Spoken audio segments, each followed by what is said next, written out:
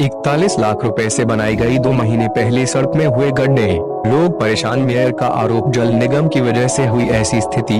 जनता का कहना, कोई नहीं है पाइपलाइन का लीकेज।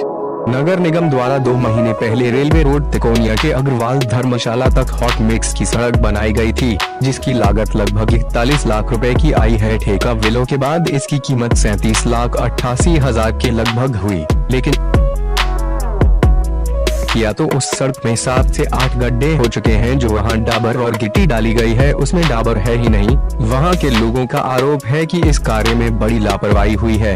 वहीं जब इस बारे में नगर निगम की मेयर नूतन राठौर से बात की गई तो उनका कहना था कि जल निगम द्वारा पानी की पाइपलाइन लीक होने की वजह से 7 से 8 जगह सड़क खराब हुई है। जल निगम नगर निगम को सिर्फ बदनाम कर रहा है, लेकिन वहां की जनता कह रही है कि अगर 41 लाख रुपया पूरा लगा होता तो सड़क की यह स्थिति न होती।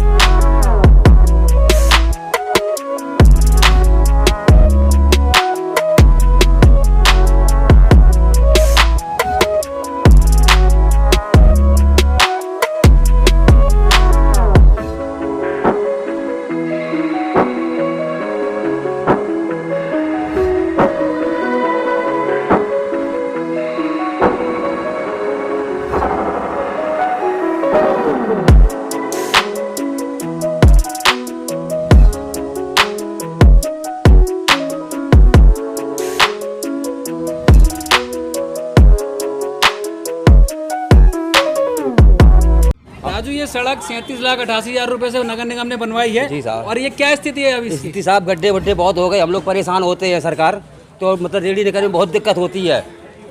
गिर जाती है रेडी सामान, रेडी पलट जाता है, सामान पहिया टूट जाते हैं, सब काम होता है। कब बनी थी ये सड़क? ये सरकार मुझे नहीं पता, अभी मैंने देखी सरकार है 2 महीने पहले।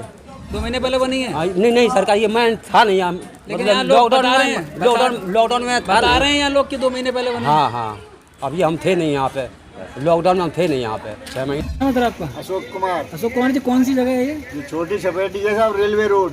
सर, यहाँ एक सड़क बनी है 37,88,000 रुपए की लागत से, और लाइटें भी लगाई लेंगी। अब स्थिति क्या है इसकी?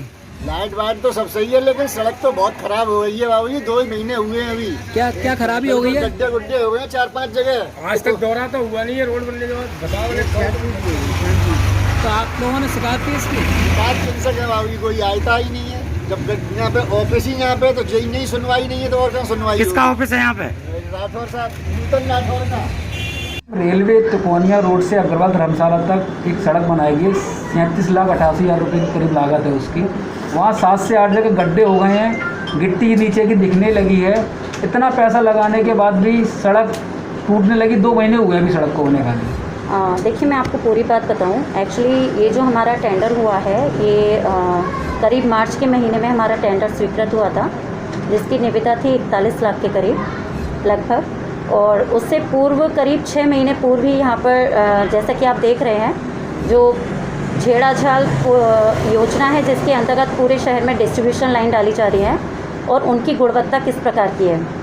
जब भी हमारी कोई नई सड़क बनती है, उससे पहले हम पूरी तरह देख लेते हैं कि जो पाइपलाइन डाली गई है उसमें किसी भी प्रकार का लीकेज ना हो, जिसके सापेक्ष एक पत्र जल निगम विभाग में भेजा जाता है, ताकि वो पूरी तरह से अपने पाइपलाइंस की गुणवत्ता चेक कर लें, ताकि भविष्य में इस प्रकार का कोई भी लीकेज ना होने पाए।